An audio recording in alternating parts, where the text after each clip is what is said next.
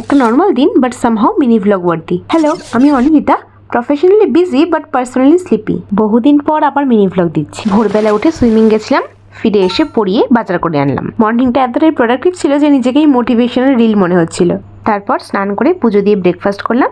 আজ ব্রেকফাস্ট ছিল ঝাল সুজি, সিম্পল বাট সো কমফর্টিং। লাঞ্চে বানালাম চিলি প্রন। আর অনেস্টলি চিলি চিকেনের থেকে চিলি পনির বা চিলি প্রনে একটু তেল কম লাগে, তাই টেস্টের সাথে গিলটাও একটু কম থাকে। লাঞ্চ করে একটু গল্পের বই পড়ছিলাম, পড়তে পড়তে ঘুমিয়ে পড়েছিলাম। তারপর বিকেলে আরুষি আর ভাগ্নি পড়তে এলো।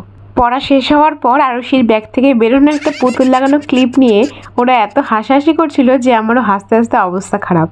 ওরা চলে যাওয়ার কিছুক্ষণ পর ভাগ্নি আবার এলো, কারণ বড়দিদি দই বড়া বানিয়ে পাঠিয়েছিল।